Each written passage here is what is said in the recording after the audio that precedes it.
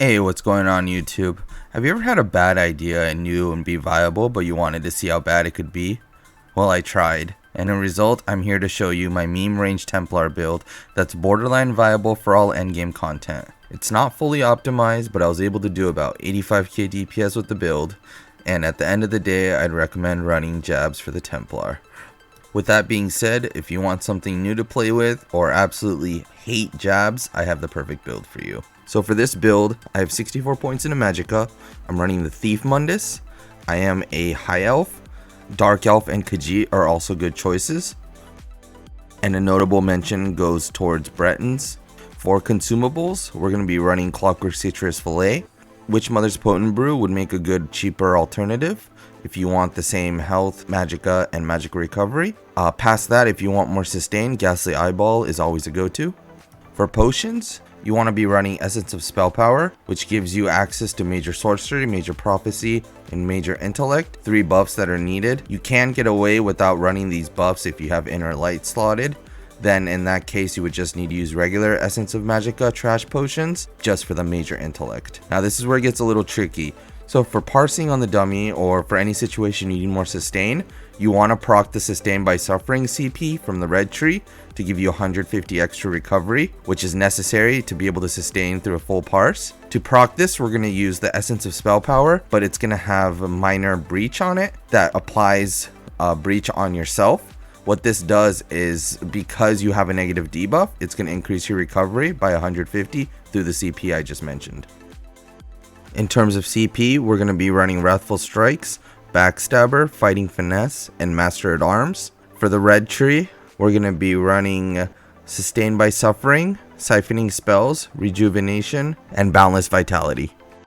For Sustained by Suffering, I briefly talked about it earlier, but this is what allows us to get the extra passive by running a potion that puts a minor debuff on us. So in other words, because we're running the spell power pots that allow us to put the debuff, we're going to benefit from this slottable, which is going to give us 150 recovery. So for gear, we're running a Kinra Inferno in Precise with a flame damage enchant, a Maelstrom Perfected Inferno Staff in the back bar, infused with a weapon and spell damage enchant. We're running 5-piece Besides Mania on body, all light traded in Divines. We're running a light Slime Crawl helmet paired with a Harpooner's Waiting Kilt, which is in medium armor. All 3 pieces of jewelry are going to be Kinra traded in Bloodthirsty with a spell damage enchant. So for skills, we're running Purifying Light, Elemental Weapon, Degeneration, Radiant Oppression, and Inner Light. Our ultimate is going to be Flawless Dawnbreaker, and that's for the passive spell damage boost. So for the back bar, we're running Solar Barrage, Unstable Wall of Fire, Blazing Spear, Channeled Focus, Inner Light, and our ultimate is Ice Comet. This can be replaced with alternatives such as Crescent Sweep and Destro ult. So the rotation I used for my parse and what I'd recommend would be starting off with Solar Barrage, Unstable Wall, Blazing Spear, and casting everything else dynamically in the priority of Purifying Light, Degeneration, Channeled Focus, and Elemental Weapon. Whenever your Ice Comet or Shooting Star is ready, just drop that in place of a spammable. For an easier rotation that is completely static except for one skill and an ultimate, would be starting off with a Solar Barrage, Unstable Wall, Blazing Spear, Degeneration, 1 Elemental Weapon, Purifying Light, 5 Elemental Weapons, and a Purifying Light, rinse and repeat. So with this rotation, your Ice Comet and your Channeled Focus are going to be cast whenever they're off cooldown in place of one of your elemental weapons. Just some closing thoughts. Initially for this build, because I was going to be ranged, I didn't want to run Barb Trap, so I forego Minor Force. But I tried it with Zogvin and I wasn't getting the same amount of damage.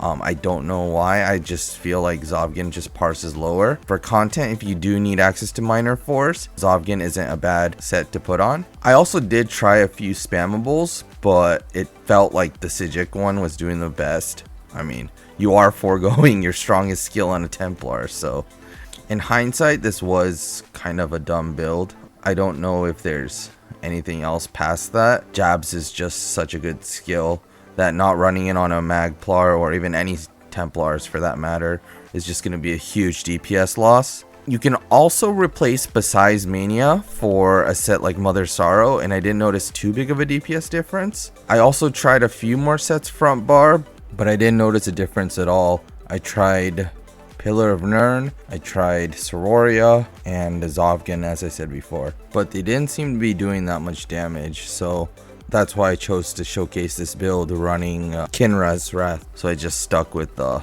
original setup I had going. Also, I don't have a pre-buff section this time because the only pre-buff you need is to dump your Magicka for Besides Mania and just start off with an ult and then start casting a rotation. If you made it this far, I want to take the time to say thank you for watching this video. And please don't forget to comment below any questions you may have, and I'll try my best to get back to you when possible. Liking and subscribing would really help out the channel as well. Thanks for watching and enjoy the parts at the end.